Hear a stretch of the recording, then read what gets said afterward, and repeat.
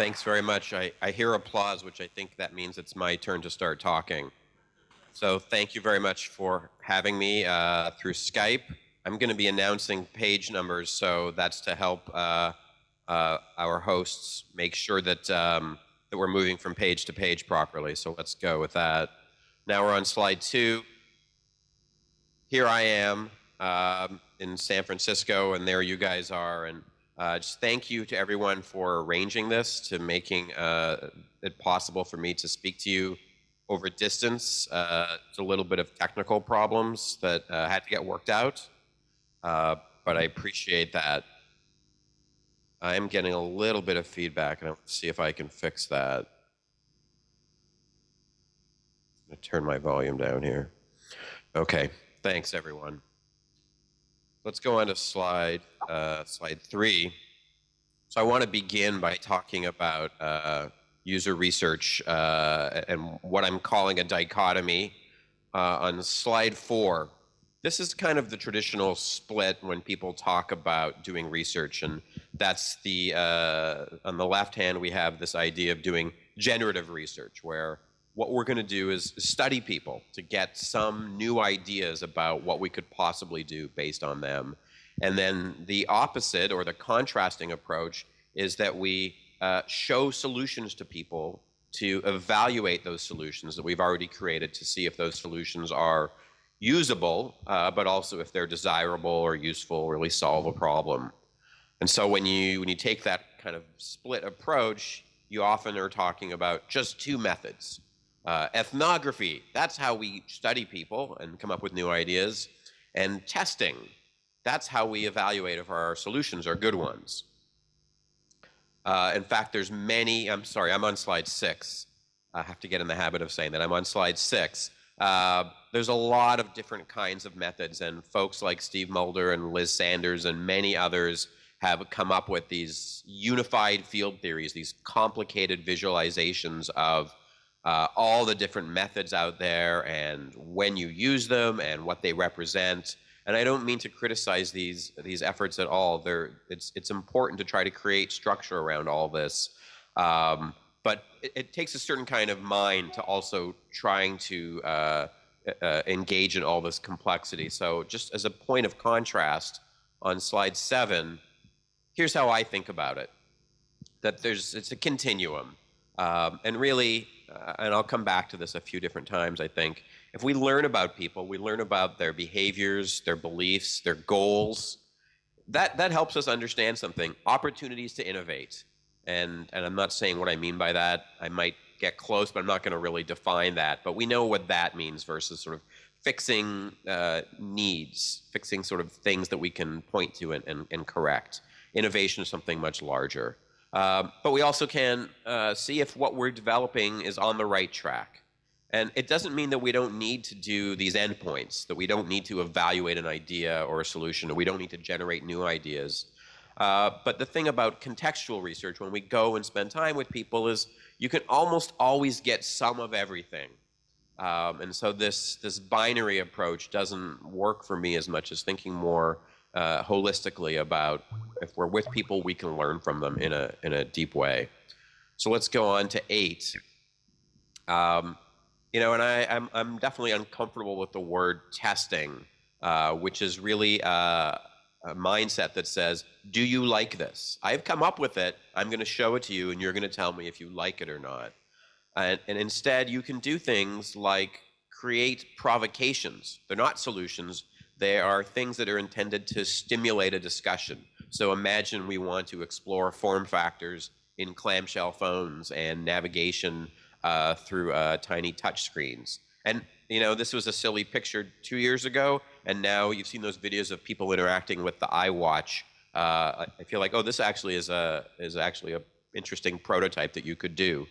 So the idea is, rather than talking about people's needs, we show them something to make the conversation tangible. And so the naive approach is to just take whatever artifacts we are already designing in our design process, and we just take those artifacts and they're our best guess at a solution, and we show them to people to see if we've got it right. And in fact, what I'm saying here is choosing what to prototype, choosing what things to create as representations specifically to do research, specifically to learn from people, have a different conversation by showing them something that in this case you would never make.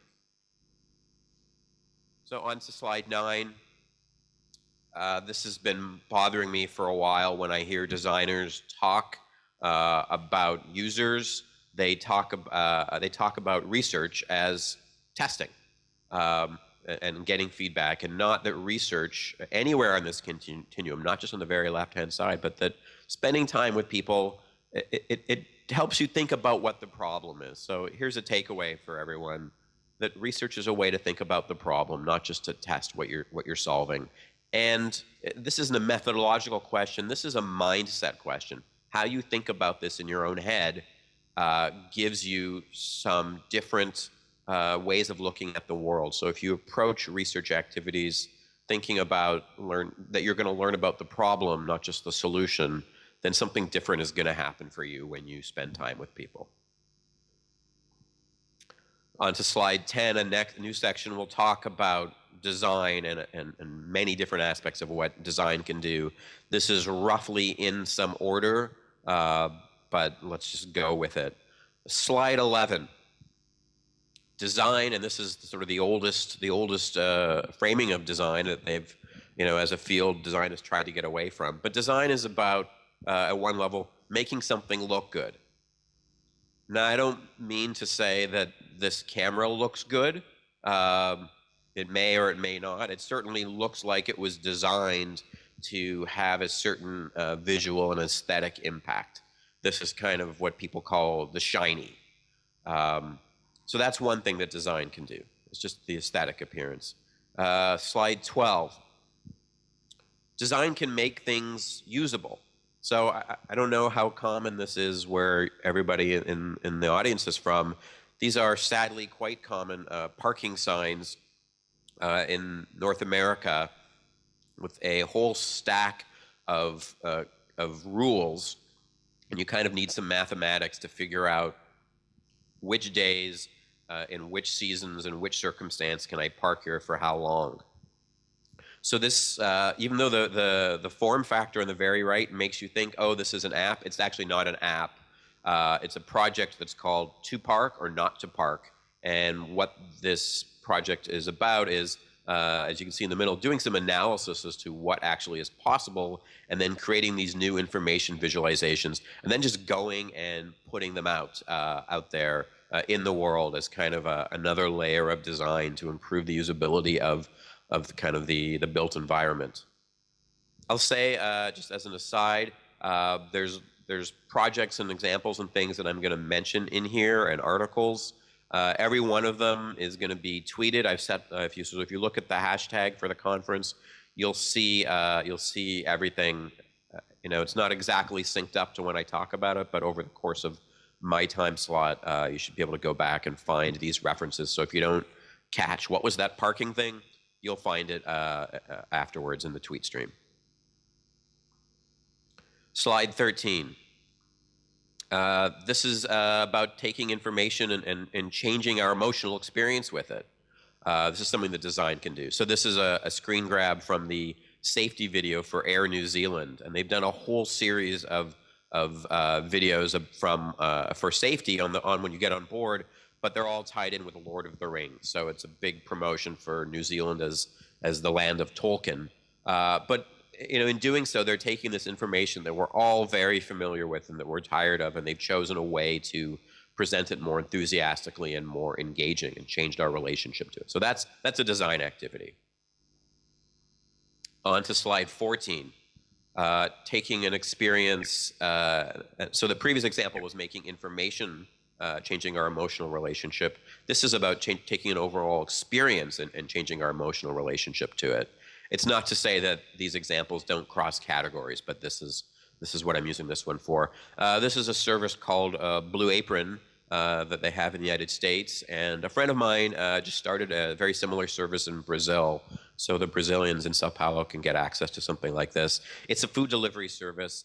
Every week you get all the ingredients and recipes to make 3 meals for 2 people on 3 nights. And we've been using this for about a year, and it's very simple, but it's remarkably transformative. We have to eat a meal for dinner every night. The decision making, the planning, the grocery shopping, all of that is eliminated, and it's fundamentally changed how my wife and I have dinner. And it's, in fact, escalated the quality of our cooking and helped us think about ourselves as good cooks, which we wouldn't have said otherwise. And so it's a very well designed and well thought through deliberate experience, and it's taken the ordinary and made it just quite fabulous. This is 15. So we're exploring what could something be. And so these are form studies. People with an industrial design education are very familiar with this. It's a standard design exercise. You take the idea, you're not changing the idea, you're just looking at representing it in many, many, many different ways, and you're trying to find what's the possibility space. So this is something design can do. How could this thing that we're thinking of be in the world? And that's in contrast to slide 16, which is where we explore what it could be. So this is brainstorming, this is ideation. We start with a design brief. We have a question. Often what I like to do is create a how might we question. How might we, and then the part that comes after that is the results you want to have happen. How might we help people that are driving know whether or not it's okay to park there?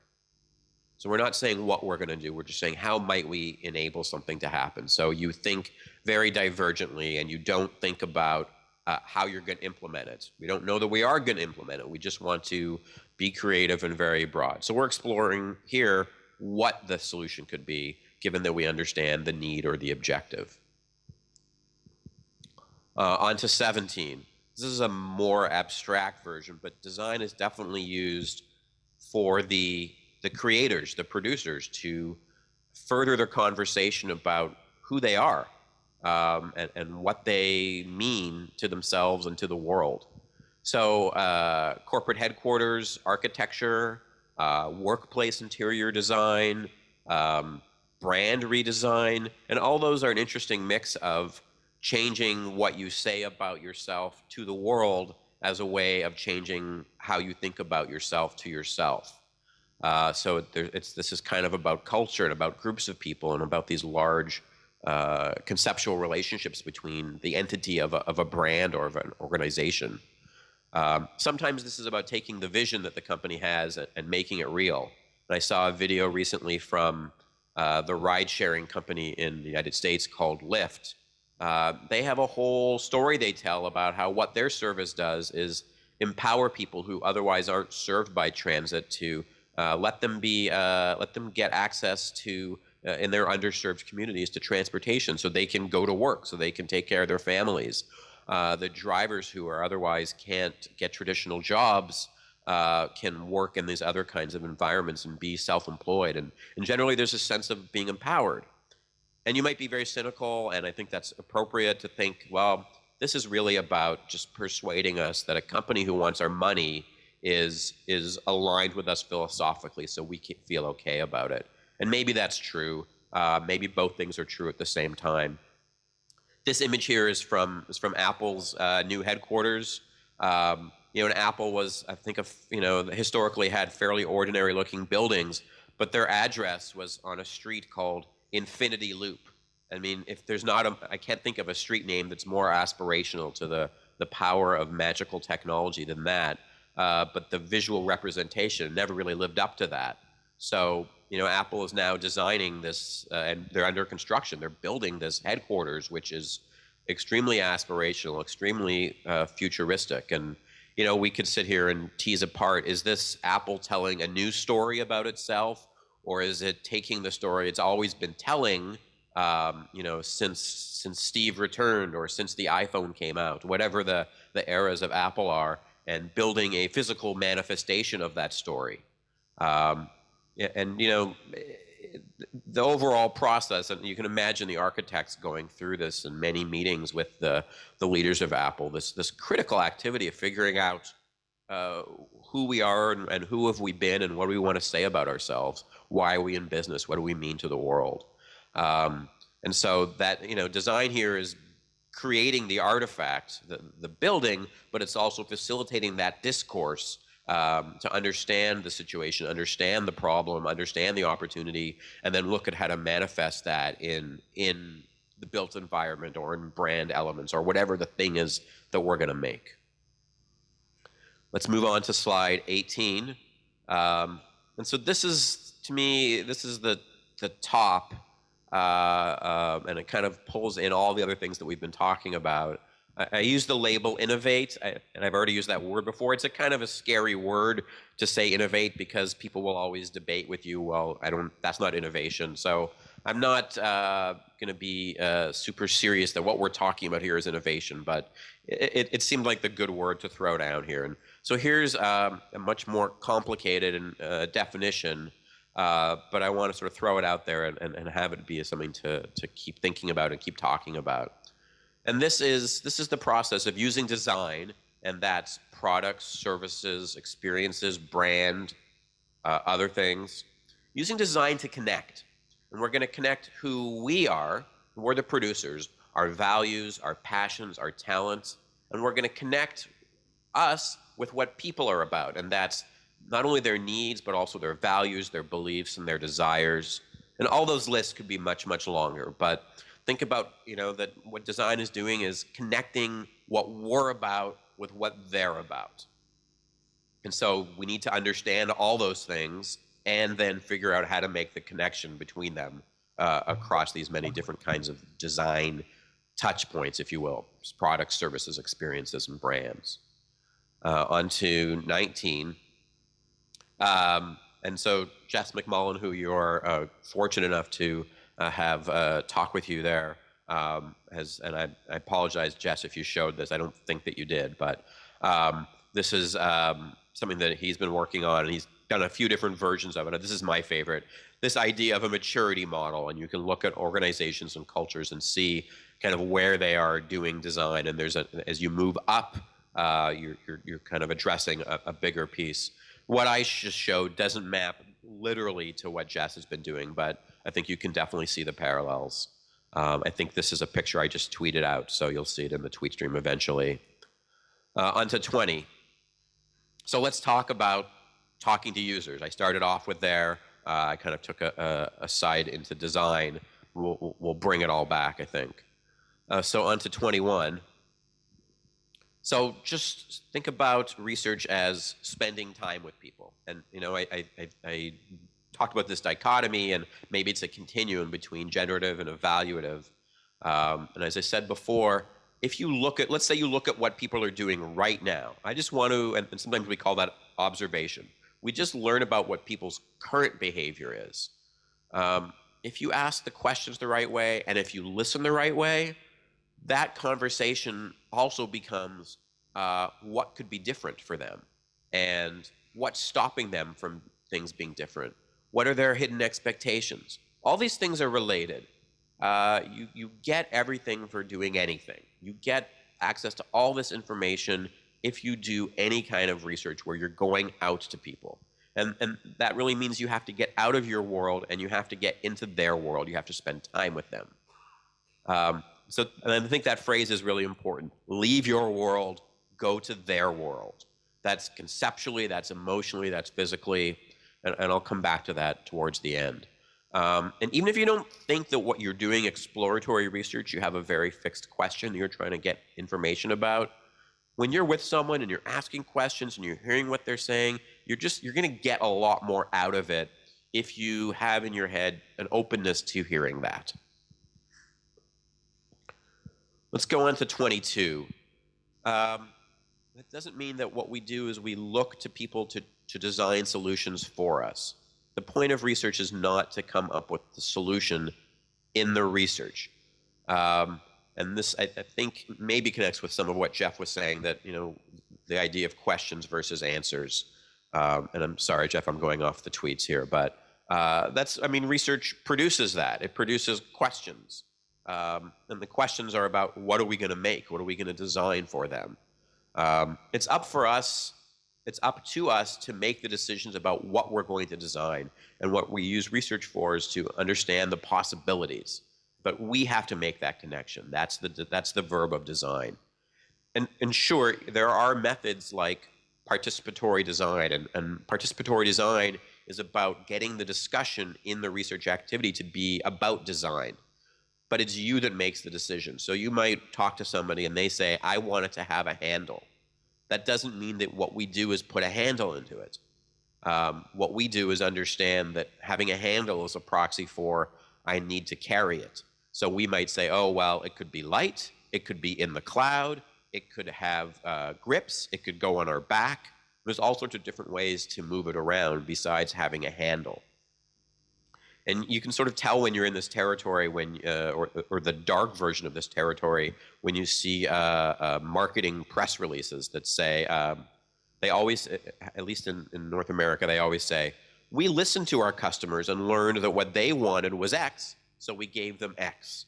Anytime a feature is removed from an app or a new Coca-Cola beverage comes out, there's always some language around that. And it suggests that people say what they want and we just make it. But that's not what we're talking about here. We're talking about making this connection, and that's a very creative and nuanced activity, not simply implementing.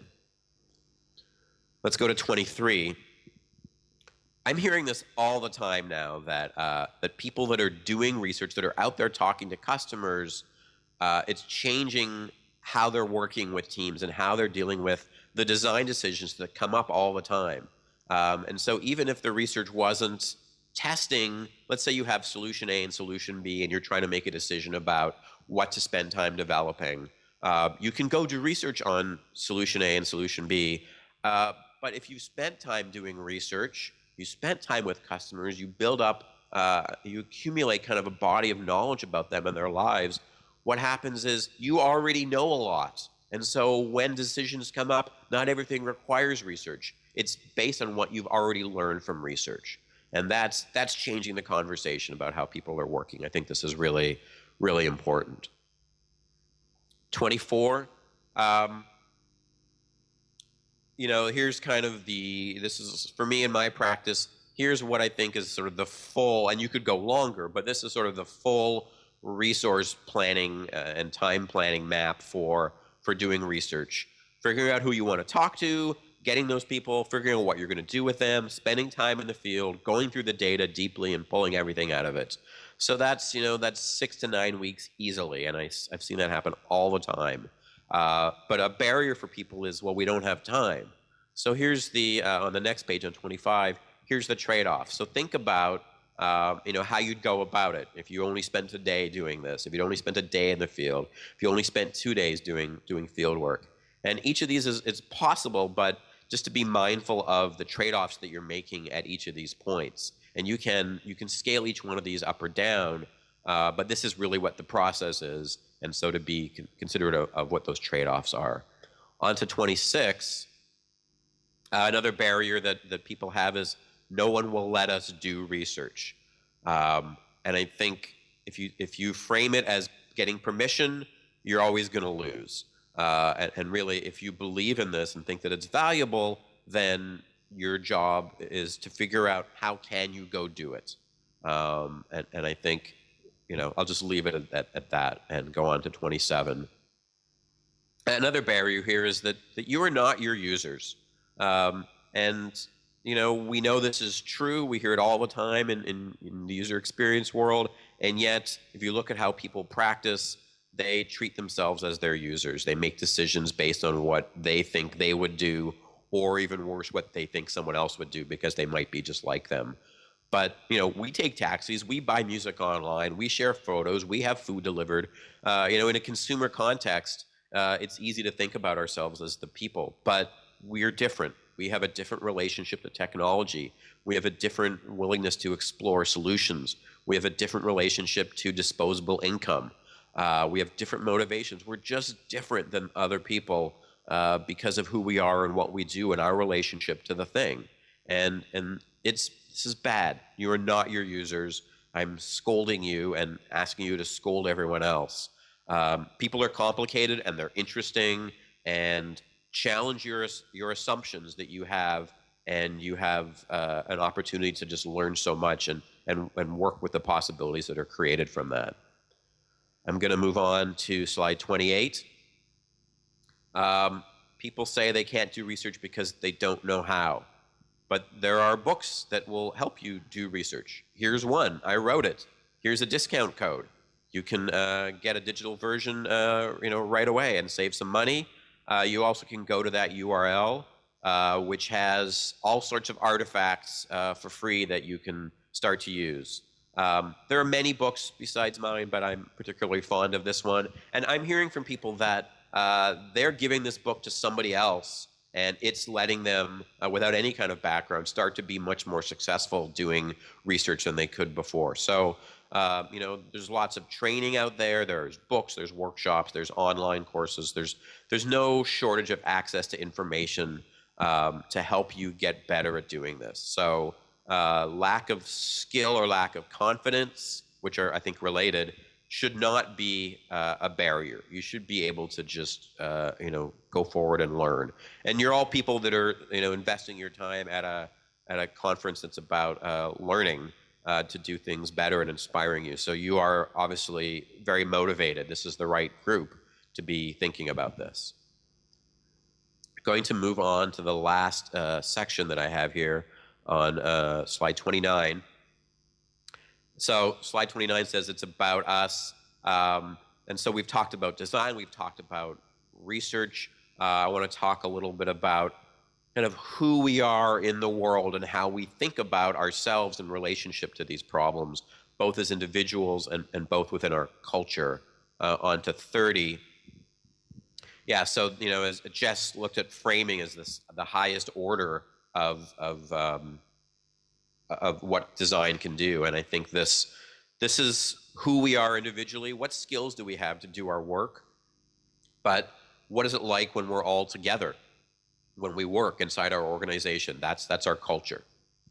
And we need to look at both the individual and the collective to think about, this more advanced framing of design that I use, this connecting who we are to what people are with all these different touch points.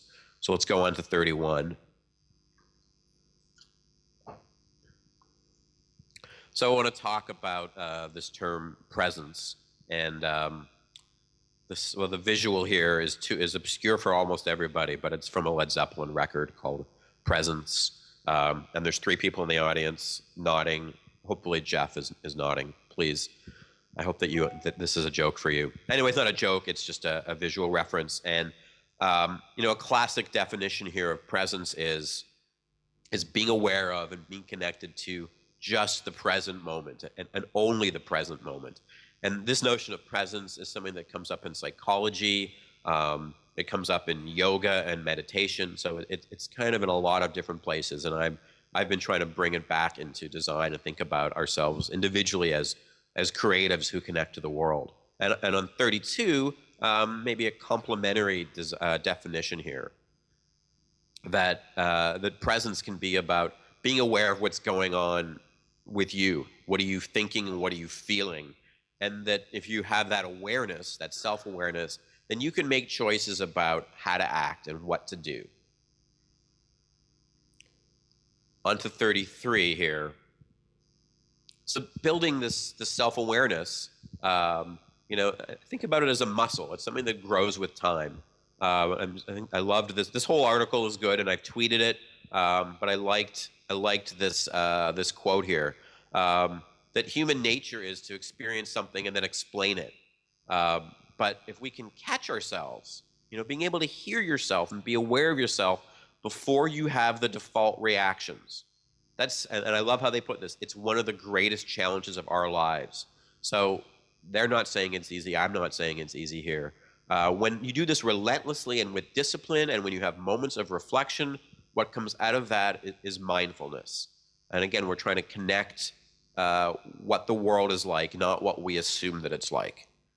And the pursuit of self-awareness is difficult and requires dedication. And I think, reminding ourselves that stuff is difficult is really key here. That it's great for someone to show a slide and say, self-awareness, presence, and we all go, yeah, that's great. It's hard. These things are hard. and that as humans we're trained and built to handle things in a certain way, but that if we can dedicate ourselves to growing in this way, it changes who we are. And why I'm talking to you about it today is it changes how we look at what our opportunities are and how we sit among the rest of the world. On 34, Alan Cooper had this great tweet a while ago. To be a good UX designer, you have to get out of yourself. And just interesting sort of metaphor to think about, that this notion of being present, it is about getting out of yourself, and sort of going outwards. But it's also about being very much in touch with inside yourself. And so I'm intrigued by the fact that the metaphors around this, if you think about kind of your eyes or the surface of your face as a plane, that the work we have to do here to sort of stay connected is not only to connect outwards with what's out there, but also connect inwards into ourselves. And the more that we can, they both work together, but they're both facing in opposite directions. And that, I think, I don't have a solution for that, but I think that's just an interesting framing to put on it. Let's go on to 35. And I'm just always fascinated with when the language of certain professions or certain disciplines starts to intersect and overlap. So there's something that gets talked about in meditation and in psychology, the 7 attitudes of mindfulness.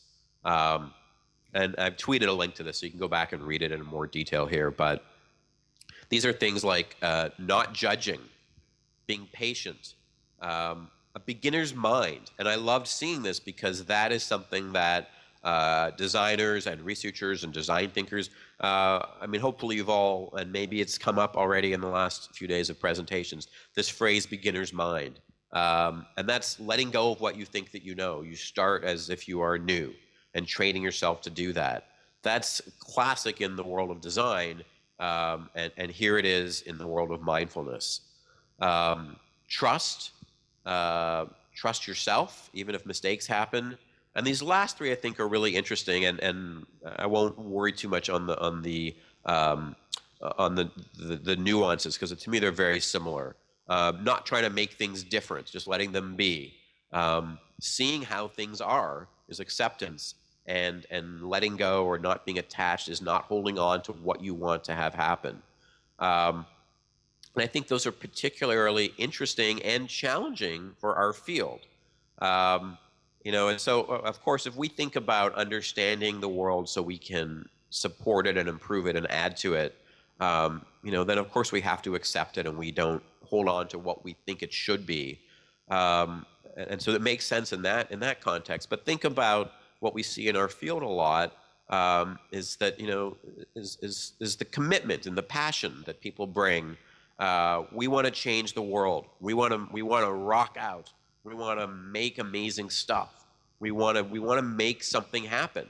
And so that passion, that drive to make something happen, it seems almost in conflict with these mindfulness approaches that we just accept and we don't try. We just are prepared to let go. And I don't know how to solve that for us either. I think these kinds of attitudes are presented as they're sort of ideals. I think about myself anyway as sort of looking towards these and understanding what they mean. But at different points in one's life, you have to choose: are you going to do that or not? So to be ambitious, I don't think is a bad thing. To want to be successful and be inspiring, those all are important and we need that, but they sort of work against this. So I think if I had a recommendation here, would just be to be mindful about mindfulness, to understand what letting go is, and to make choices for yourself about when you let go and when you actually are committed and are attached to something. But also here I want you to have kind of a framework or vocabulary for the nuances of what this really is about. So here's a practical example. This thing happens when we're interviewing people, is that once somebody starts to talk and they speak kind of in this paragraph, we start to think of all the other questions we're going to ask. And then this interviewer in the green here, they do a great thing. They just say, okay. They let the person keep going. And so even more questions come up. There's even more things that we want to start to ask based on what they're saying. Plus, we've got a whole bunch of questions that we've come with. So this can be kind of crazy making. You have a lot of things that you want to say. You can only say one at a time. And so here, very tactically, here's where this kind of mindfulness and self-awareness, because you can start to get anxious. So you need to, as much as you're listening to the person, you need to listen to yourself and say, well, what are the questions I want to ask next? And so I think what happens here is sometimes these things come up anyway. So if you practice letting go, those topics will return to you. And sometimes you can think about just prioritizing. What's the most important thing for our topic? The one that I recommend the most strongly is thinking about how we best listen, how we best connect with that other person. Just a quick story here. I was coaching some people on doing interviews, and I was watching them talk to people. And so we were talking about filing their taxes. So this person was describing a really lovely conversation. The interviewer was being very good and very connected and very polite and very nice, and they had a really lovely conversation. And this man says, so I get all the information together and I bring it to my accountant, and then I go and have a panic attack. And my interviewer said nothing. He said, what kind of file folder do you use to hold the documents in? And what happened was that participant gave him a little gift. It was kind of a test. He exposed himself and made himself vulnerable and said this important thing, a panic attack. Well, when someone gives you this big emotional sign, your job is to then follow up on that and say, well, why are you having a panic attack? That's what that man was asking for, and that's what my interviewer didn't know how to do. All right, moving on to 37. I'm not going to spend a lot of time here, but empathy is a topic we're hearing about a lot. It's being written about, more books. LinkedIn had an article a little while ago that looking at future job skills in 2020. The link between all these different future jobs and what they're going to require was empathy, and I'll follow up with that on 38. And so empathy and mindfulness are related. And here's a great article that I tweeted out as well. It's about our biases. And so if you can observe in yourself your biases, which is where you judge people, you make a decision about who they are based on certain kinds of cues. If you can learn what those cues are for yourself, well, one way to do that is to slow down, be present, not react, but make the decisions. And so that's a way to kind of work around bias. And so getting over bias is a way that's connected to empathy. If we cannot judge, we can see who people really are and build our connection to them. And so when we're in circumstances that make us feel awkward and uncomfortable, and I'll tell you, talking to users is that. If you believe how people should be solving problems and who they are and what they should know, and you go out and find the opposite, that brings up all sorts of awkwardness and judgment and biases. So this is, what we're saying here is that the mindfulness, slowing down and being aware, developing this presence, makes you a better researcher, because it helps you see that the world is different than what you already think that it is. And of course you think it's a certain way. You've been building and designing and planning and strategizing based on your hypotheses, based on your strong, passionate beliefs. When the world turns out to be different, that makes us feel uncomfortable. And what this article is saying is that what we do when we're uncomfortable is we judge and we are biased. So rather than saying, oh, I'm surprised that the world is different, that's an opportunity, we say, oh, that person's wrong, that person's stupid. And of course, no one thinks that this is how we would talk to somebody, but this is really what happens. This is kind of the emotional reaction that we have. So this is, a way, this is starting to link it all together. Let's go on to 39. And so this article talks about not being present means that you have trouble having empathy. And this quote was great. The more in touch with my own feelings and experience, the richer and the richer and more accurate my guesses are about what passes through somebody else's mind. Feeling what you feel is an ability that atrophies if you don't use it. So this is saying that here's how to not judge that person. Here's how to not think that a user that doesn't get it is stupid, is to pay attention to how you're feeling about yourself at all times. If you can hear what's going on in your own head, you develop that skill of not judging, of having empathy, and of making sense with somebody else. So again, it's that there's two things happening. We're looking into ourselves and hearing ourselves, and we're looking out at the world. And if you put them both together, they work in conjunction. It's not either or, it's yes and. Let's go on to slide 40. And I mentioned this before, but I think this is, really to encapsulate the challenge we have as individuals, that this, standing up and launching the new Apple product and saying, here's what we've got for you. This is sort of in Silicon Valley where I am, and I think in technology culture and lots of business culture, this is seen as the highest point.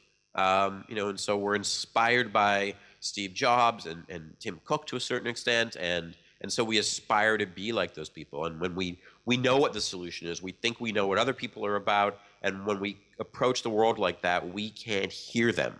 We design for what our vision is, not what the needs are. And so, think about trying to make this connection, not simply trying to, force our solutions on people. And so this means we don't talk in a way that is honest or authentic or human, that we say things like frictionless sharing, and we think that that's just like saying, what are we having for dinner? That's not how real people talk. And so, I think, being a know-it-all is different than being passionate and being committed. And I want everyone to think about the difference between, your passion and your presence, and to try to find a way to have both of them. So we've been talking about the individual. On 41, I want to talk about culture just very briefly here. And this is from a great article, which I've tweeted. To change culture, we need to do two things, and they both involve stories. Do something that makes other people tell stories about it. And the thing that you're doing is about what you want the culture to be like.